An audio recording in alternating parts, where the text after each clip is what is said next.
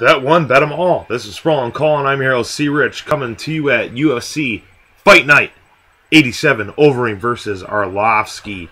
And I'm going to tell you right now, guys, I'm not going to break down the fights. I give you the information that matters. And that's all I care about. Make some money. I ain't trying to get the perfect record. If you want that, go to some other bozos that don't have any money on the line. So let's kick it off with the main event. Hitting it up with Overeem sitting at a minus 220. With Arlovsky sitting at a plus 185. Close to getting to that plus 200 mark, fellas. Well, Arlovsky and Overeem. We know what we need to know about both of these fighters. And when it comes down to it, really it's going to, pretty much be who do we think's going to get the KO. Well, the hometown advantage is with Overeem right now. And with him studying more at like these monk Buddhist temples and stuff, getting his mind right, I actually am going to buy into it.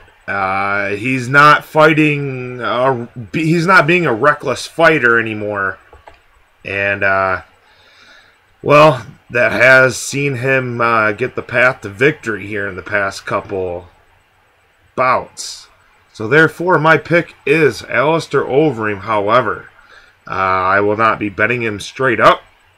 I will be grabbing a in the distance parlay or two with some smaller values, parlaying him just so I can get a little bit of value, just because I don't think this is going to last 5 rounds. So if I was to bet the main line on Overeem, I would still have that 5-round decision, and I think I can get a better line with an in the distance parlay with him if I do choose to proceed with that bet. Next off, we got the co-main event with Stefan the Skyscraper Struve and Bigfoot Silva. Pretty much we got heart condition versus old man ape with no chin. Oh, this one's tough. But really, honestly, I was leaning Bigfoot at first. Until I thought about it a little more. I didn't watch any research or anything. I just thought about it a little more. And on Struve's last performance, it actually did seem like he was utilizing the jab. Something that he has not been able to do much in any of his prior fights. And I do think he might have went to a different camp for his last fight too. His striking looked a lot better, and he was utilizing his reach. Therefore, I'm going to have to pick Stefan Struve at a minus 190, and Bigfoot coming at a plus 160. I don't necessarily agree with that. And my dollar bills are going to be treading lightly with the skyscraper on that one. But I am picking him for the win, and I do firmly believe he should pull this out.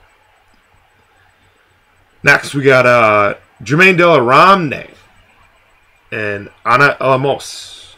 Well, I don't really know crap about these girls or why they're on the main card over some of these other people. Lots of other good fights, unless the UFC website just kind of screwed up right now. But realistically, Germaine is a minus 360, and Ana Alamos is a plus 300.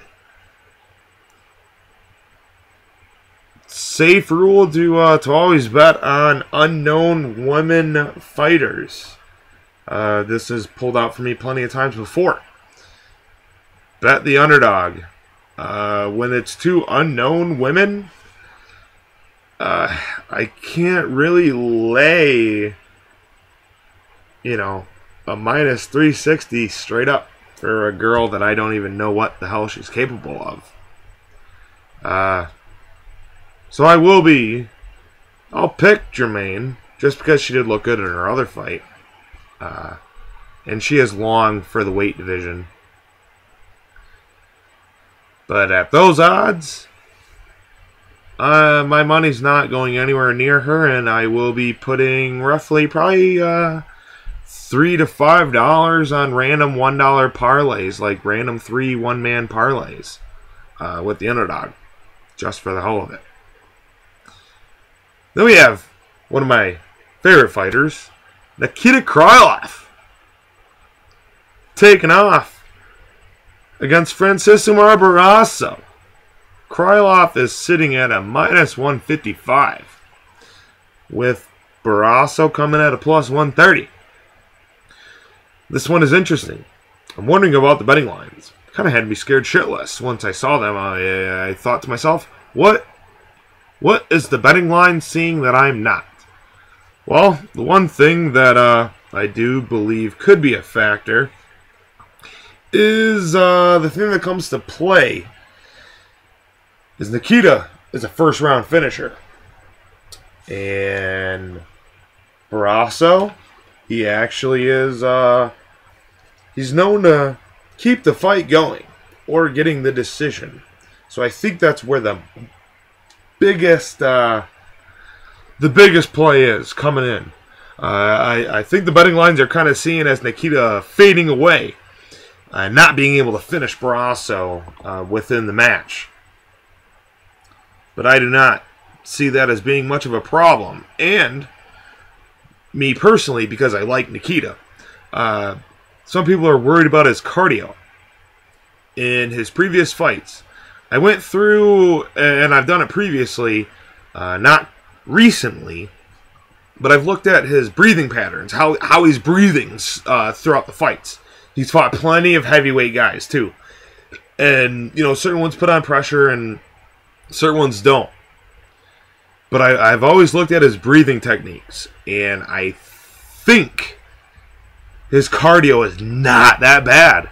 And I do think that even if it does go into a round 3, that Nikita will still be able to be competitive and not seem washed up or washed out for the round, or, you know, for the fight, if it does come down to the 3rd round. I don't think it will.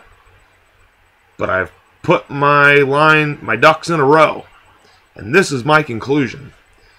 And Nikita at a minus 155. At the current line, the early betting line, all I gotta say is early bird catches the worm. And guys, damn, I'm seeing pocket queens right now on my poker table. That's good. I'm not gonna pass this one up, and I am about to load him up with some things. I think it's a good probability. The next fight that we have in question, Pocket Queens pulled it out, guys, against Ace King. Pocket Queens, Ace King, I pulled it out. The next one that is really in question is Albert Tumanov and Gunnar Nelson. Tumanov open at a minus 200. Right now, currently, Tumanov is at a minus 165, with Gunnar coming at a plus 140. Well, this one, when I really got to think about it, I want to know why everyone's on the Gunnar train. I understand he does have good ground capabilities. No one can deny that. However, his stand-up game is where his weakness lies. And Tumanov has shown nothing but pretty good takedown defense in his whole UFC career. So how can Gunnar's good, takedown abilities really counteract with the takedown defense of Tumanov? If he can't take Tumanov down, I'm sorry, he's going to clock him in the goddamn face multiple times. Gunnar's got a pretty big face to hit.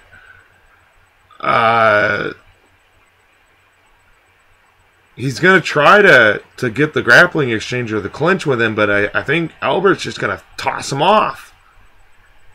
And, the bet that I already did so far, I did it a week ago. As soon as the betting lines open, I did a $20 parlay, 2-man on Albert Tumanov and Rustam Khibulov. My pick is Tumanov. I do not think Gunnar really has much of a chance on this one. I don't know if it's going to be a finish or not. But I don't see Gunnar having success on the mat. And even when Tumanov's knees do ever hit the ground, he's right back up in a split second. It's like a goddamn flyweight speed.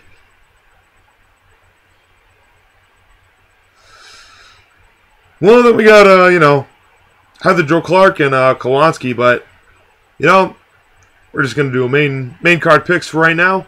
And, well, the one bet that I have made so far, and the ones that I'm at least looking at right now. It's still early in the week. Fights are always subject to change. However, so far in my predictions, I really don't see my mind flip-flopping at all. So, hey, thanks, guys, for watching. Forever and always. Always have fun, and don't blow your bankrolls.